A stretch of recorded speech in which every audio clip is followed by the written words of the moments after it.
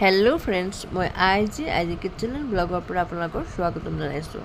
আজি मैं आपलोकर आको एटा चिकेনৰ रेसिपि লৈ আহিছোঁ।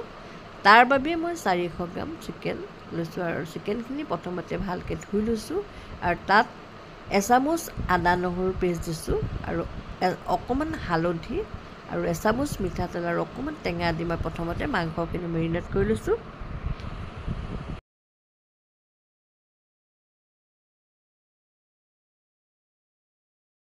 চাৰিটা খেজুৰ তিয়াই থৈছোঁ আৰু খেজুৰখিনি অকণমান কোমল হ'লে আৰু সেই পানীখিনিৰ সৈতে মই মাংসখিনি দি দিম আৰু বেছি নিদিওঁ, বেছি দিব নালাগে। আচলতে বেছি দিলে মিঠাৰ পৰিমাণটো বেছি হৈ যাব, সেইকাৰণে কমকৈ 4টা 5টা এনেকৈ দিলেই হয়। পেন এখনত মই তেল দিলোঁ আৰু তেলখিনি গৰম হ'ল। এতিয়া মই কেইটামান কালজিৰা দি দিছোঁ আৰু এটা শুকান জলকীয়া দি দিছোঁ। তাৰপাছত মই কাটি থোৱা এটা পিঁয়াজ কাটি দিছোঁ, অকণ ভাজি লওঁ।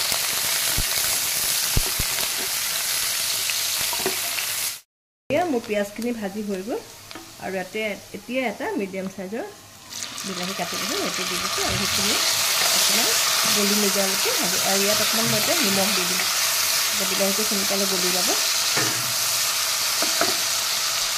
কমাই দিওঁ, অকণমান নিমখ দিলে যাতে বিলাহীটো সোনকালে গলি যায়। গেছটো চিমত দি ঢাকি দিওঁ।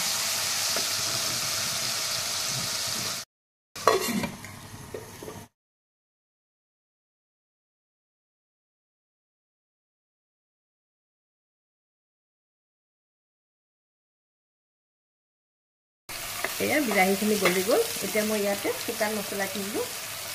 প্ৰথমতে এচামুচ জিৰা পাউডাৰ দিছোঁ,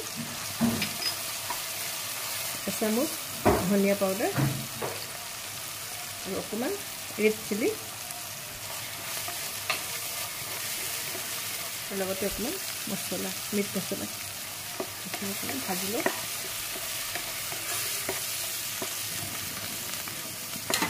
আৰু এতিয়া ইয়াতে মাংসখিনি মেৰিনেট কৰি থোৱা মাংসখিনি দি দিছোঁ।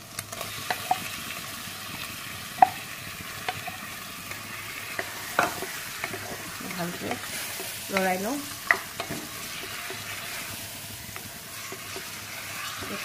হালধিটো মেৰিনেট কৰোঁতে দিছোঁ, তথাপিতো আৰু অকণমান দিলোঁ।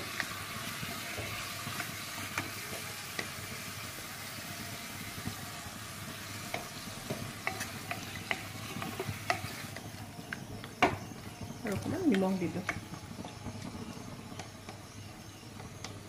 নিমখটো জোখ অনুসাৰে দিব আৰু লাগিলে পাছত অকণ দি দিম। ভালকৈ লৰাই লওঁ, লৰাই পেলাই অকণমান ঢাকি দিম। এতিয়া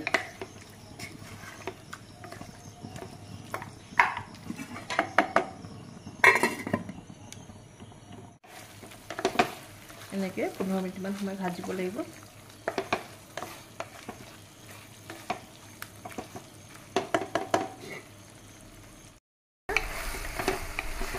মাংসখিনি প্ৰায় সিজিছে।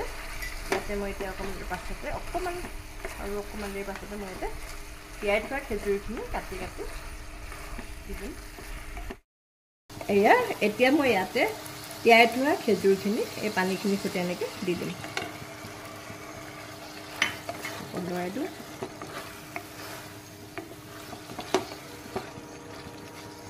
অকণমান লগতে পানী অকণমানো দি দিওঁ আৰু লগতে এই বাতিটোৱে পানী দি দিছোঁ যাতে খেজুৰখিনিও সিজি যায়।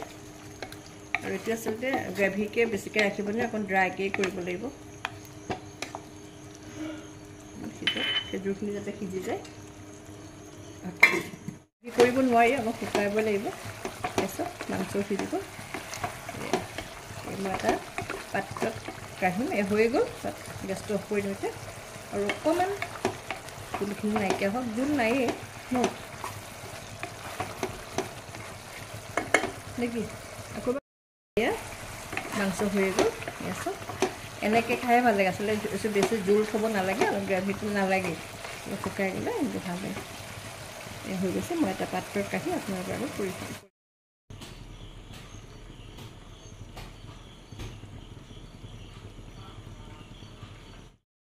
মোৰ খেজুৰি দি বনোৱা চিকেনৰ ৰেচিপি হৈ গ'ল। আপোনালোকে এনেকৈ বনাই খাই চাব মই ভাবিছোঁ ভালেই পাব সঁচাকৈ খাবলৈ বৰ টেষ্টি হয় অকণ মিঠা মিঠা আহে আৰু বনাই খাই চাব আৰু কেনেকুৱা পায় জনাব আৰু যদি মোৰ ভিডিঅ'টো চাই ভাল পায় অনুগ্ৰহ কৰি এটা লাইক কৰিব আৰু কমেণ্টত জনালে ভাল লাগিব আৰু নতুন লোকসকলে মোৰ যদি চেনেলটো চাইছে অনুগ্ৰহ কৰি চেনেলটো ছাবস্ক্ৰাইব কৰি ল'ব আৰু লগতে মই আৰু এটা কথা কওঁ যে মোৰ ফেচবুকত IG কিটচেন নামেৰ এটা পেজ আছে অনুগ্ৰহ কৰি পেজটো ফ'ল' কৰি দিব তেতিয়াহ'লে আজিলৈ বাই বাই আকৌ এটা নতুন ভিডিঅ'লৈ মই আজি আহি আছোঁ আপোনালোকৰ মাজলৈ